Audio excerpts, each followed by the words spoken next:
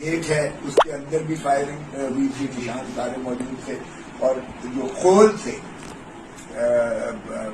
Firing के खोल जो थे वो भी बरामद हुए। 15 पे मेरी बेटी ने फोन किया तो पुलिस वाले आ गए, उन्होंने वहां से खोल उठाए जो फायरिंग बाहर से की गई थी, हमारे घर के ऊपर की गई।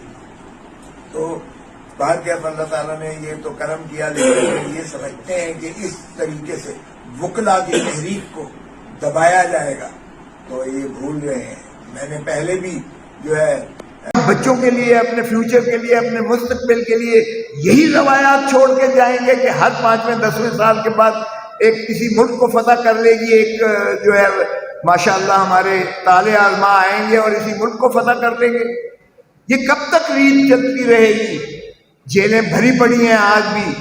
जिस तरह से मजारी, शीरी मजारी को जिस तरह से 5 मरतबा अदालत आलिया ने जमानत ली और फिर उसको जो है ईमान मजारी की जब धमकी दी गई, कोई भी माँ, कोई भी बाप ये बर्दाश्त नहीं कर सकता।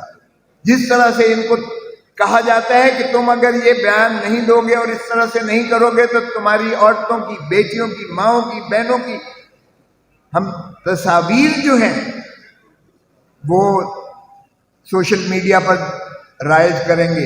अल्लाह ना करे हम में से किसी को भी अगर ऐसी नौबत आए तो मैं कहूँगा मेरे माँ बाप, दादा, परदादा की तौबा, मैं सियासत से बाहर आया।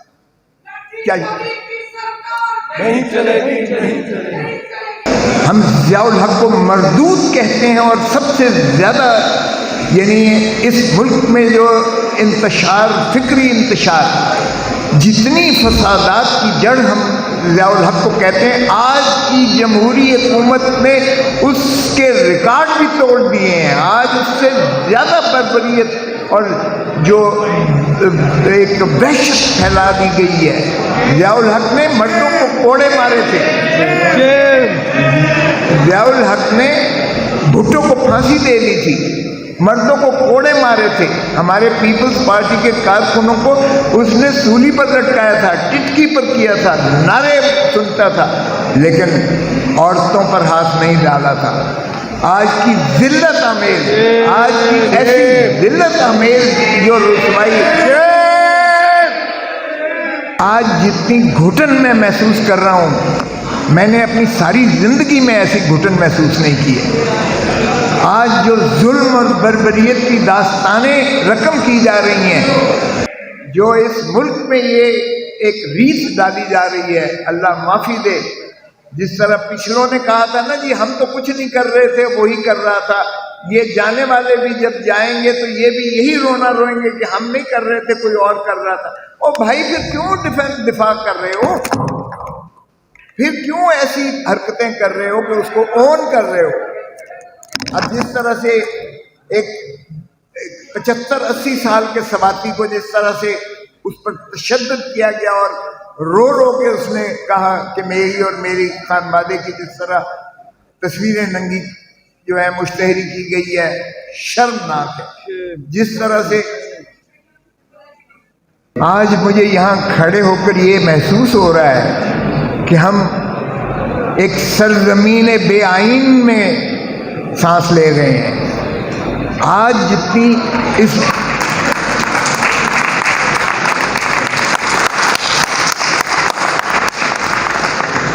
ओ भाई पाकिस्तान पर कब्जा करने के लिए 245 आर्टिकल लगा के आपने सारे पाकिस्तान में फौज भेज दी।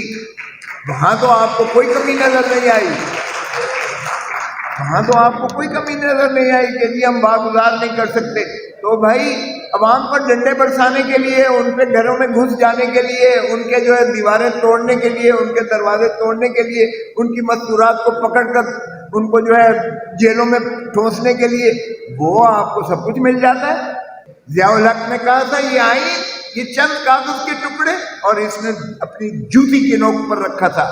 आज इन्होंने उसी आईन को जूती की नोक से भी ऊपर बखेर दिया है हवा में। अब बताइएगा कि सुप्रीम कोर्ट का फैसला किधर गया? मैं पूछता, ज़ियाउल हक ने कहा था ये आईन, ये चंद कागज के टुकड़े, और इसने अपनी जूती की नोक पर रखा था। आज इन्होंने उसी आईन को जूती की नोक से भी ऊपर बखेर दिया है हवा में। اب بتائیے گا کہ سپریم کورٹ کا فیصلہ کدھر گیا؟ میں پوچھتا ہوں 14 مئی کو الیکشن جو ہے پنجاب میں ہونے تھے، کیا ہوا؟ کہتے ہیں ہمارے پاس جو ہے ہمارے پاس پیسے نہیں ہیں۔ ارے بھائی تمہارے پاس باقی تو ہر چیز کے لیے پیسے ہیں، اتنی بڑی کابینہ کے اخراجات کے تمہارے پاس پیسے ہیں، تم نے اتنے زیادہ فنڈ جو ہے اپنے ایم این ایس کو دے دیے کہ جو مرضی اللہ تللے کرو۔ تم بجٹ میں ذرا دیکھو تم نے کیا کیا رکھے ہیں چیزیں۔ اور جب سپریم کورٹ نے خود بلایا تھا اسٹیٹ بینک کے گورنر کو، تو اسٹیٹ بینک کے گورنر نے بتایا تھا کہ پیسے ہمارے پاس موجود ہیں۔ پھر کہا گیا کہ ہمارے پاس جو ہے رینجز دینے کے لیے نہیں ہے، ڈیفنس منسٹری نے کہا۔ او بھائی، پاکستان پر قبضہ کرنے کے لیے 245 آرٹیکل لگا کے آپ نے سارے پاکستان میں فوج بھیج دی، وہاں تو آپ کو کوئی کمی نظر نہیں آئی، وہاں تو آپ کو کوئی کمی نظر نہیں آئی کہ جی ہم باگزار نہیں کر سکتے۔ تو بھائی عوام پر ڈنڈے برسانے کے لیے، ان کے گھروں میں گھس جانے کے لیے، ان کے جو ہے دیواریں توڑنے کے لیے، ان کے دروازے توڑنے کے لیے، ان کی مستورات کو پکڑ کر ان کو جو ہے جیلوں میں ٹھونسنے کے لیے، وہ آپ کو سب کچھ مل جاتا ہے۔ یہ پاکستان کو قید خانہ بنا دیا گیا ہے، یہ کلاسیفائڈ جیل ہے اس وقت، ہر کوئی سفوکیشن فیل کر رہا ہے۔ ایسے میں دھرتی ماں آپ ہی کو پکارے گی اور آپ ہی کو پکار رہی ہے۔ میں جو بھی وکلا ہے پاکستان میں ان سے اپیل کرتا ہوں، خدا را آئین کے لیے کھڑے ہو جاؤ، رول آف لا کے لیے کھڑے ہو جاؤ، کیونکہ آئین کے بنا، رول آف لا کے بنا اس کالے کوٹ کے وجود کا کوئی فائدہ نہیں ہے۔ اتار دو کالے کوٹ کو، پھینک دو، اس کو پھاڑ دو۔ نہ عدالت کی کوئی عزت ہے، تکریم ہے، اور نہ وکیل کی کوئی تعظیم اور تکریم ہے۔ تو اس طرح سے اگر کیا سمجھتے ہیں کہ یہ ملک کو چلا لیں گے؟ آج جو معیشت کی بدحالی ہے، ایسی تو کبھی نہ تھی۔ آج لوگ خودکشیاں کرنے پر مجبور ہو گئے ہیں۔ ہم آئی ایم ایف کے آگے بھیک مانگ کے، بھکاری بن کے بھی ہمیں جو ہے خیرات نہیں مل رہی ہے۔ ہم نے عوام پر اتنا بوجھ ڈال دیا ہے کہ ان کو سانس لینے کا ان کو جو ہے دقت ہو رہی ہے، دشواری ہو رہی ہے۔ ارے خدا کا خوف کرو، آج پھر کالے کوٹ کو پکار رہی ہے یہ دھرتی ماں۔ آج پھر وکلاء کو جو ہے وہی تحریک کی ضرورت ہے جو ہم نے 2007 میں کی تھی، جب میرا سر پھٹا تھا سب سے پہلے اب مال کی سڑکوں پر۔ آج پھر اسی اتحاد اور اتفاق کی ضرورت ہے اگر ہم نے آئین کو بحال کرنا ہے اور آئین کو دوبارہ سے اس رول آف لا کی طرف ہم نے لے کے جانے ہیں معاملات کو۔ دیکھیں، ظلم کی ریاست تو چل جاتی ہے، بے انصافی کی یقین کیجئے گا، یہ حضرت علی نے فرمایا تھا کہ ظلم کی ریاست تو چل جاتی ہے لیکن بے انصافی کی ریاست نہیں چل سکتی ہے۔ اور میں توقع کرتا ہوں کہ یہ سپریم کورٹ ساری جو ہے اکٹھی 15 ججز ہیں، اگر جسٹس ہلالی آ جاتی ہے دوسری خاتون جو ہے سپریم کورٹ میں، تو 16 ججز یہ خود سو موٹو اس چیز کا نوٹس لیں کہ کیوں کر جو ہے عدلیہ کی تضحیک ہو رہی ہے۔